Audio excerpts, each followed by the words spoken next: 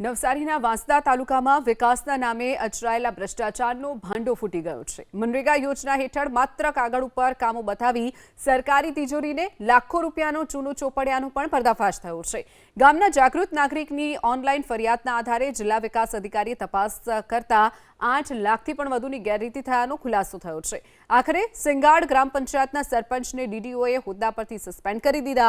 સિંગાડ ગામના જાગૃત યુવક કુંજન કુમાર પટેલે ડિસેમ્બર મહિનામાં ગામના એક વિસ્તારમાં જમીન લેવલિંગની કામગીરી પર કાગળ પર દર્શાવી હતી। જો કે યુવકે તપાસ કરતા કોઈ જ કામ ન થયાનું સામે આવ્યું છે, જેથી ઓનલાઈન ડીડીઓએ ફરિયાદ તપાસ કરી અને કમિટીની રચના કરી હતી। તપાસ સમિતિના રિપોર્ટમાં ખુલાસો થયો કે સિંગાડ ગામમાં મનરેગાના કુલ 11 કામો પૈકી નંબર 1 અને કામ નંબર 10ના નાણાકીય અને વહીવટી ગેરરીતિ આચરવામાં આવી હોવાનો ખુલાસો થયો છે। સ્થળ પર કામ થયા વગર જ 8 લાખ રૂપિયાનું ચૂકવણું થયાનું સામે આવ્યું છે। આખરે ડીડીઓએ સિંગાડના સરપંચને તાત્કાલિક અસરથી સસ્પેન્ડ કરી દીધા। હાલ તો પંચાયતનો વહીવટ ઉપસરપંચને સોંપવામાં આવ્યો છે। આટલું જ નહીં, ડીડીઓએ સસ્પેન્ડ કરેલા સરપંચ પાસેથી 8 લાખ રૂપિયાની રકમની રિકવરી કરવાનો પણ આદેશ કરવામાં આવ્યો છે। મારું કામ હતું મનરેગા હેઠળ જમીન લેવલ સમતલ કરવાનું। એ કામ જ્યારે મને ખબર પડી કે સ્થળ પર કરવા વગર જ સરપંચ એના સાથે મળીને બીજા લોકો દ્વારા કમ્પ્લીટ કરી દેવામાં આવ્યું હતું, એટલે એ જાણ થતાં મેં ઓનલાઈન ફરિયાદ કરવામાં આવી પીએમઓ પોર્ટલ પર અને સીએમઓ પર।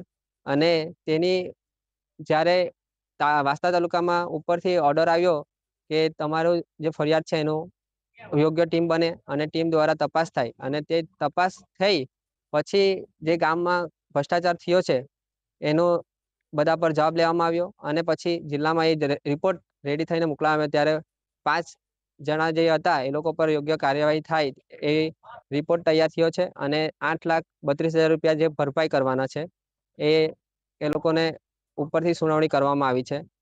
અને સરપંચનો અત્યારે ઓગસ્ટ મહિનામાં સસ્પેન્ડ કરવામાં આવ્યા છે। વાંસદા તાલુકાના સિંગાડ ગામે કુંજલ કુમાર હસમુખભાઈ પટેલ દ્વારા લેખિતમાં નિયામક શ્રી જિલ્લા ગ્રામ વિકાસ એજન્સીને ફરિયાદ કરવામાં આવેલી હતી, જેમાં સિંગાડ ગામે નરેગા યોજના અંતર્ગત વ્યાપક પ્રમાણમાં કામો થયેલા છે, જેમાં ગેરરીતિની લેખિત ફરિયાદ હતી।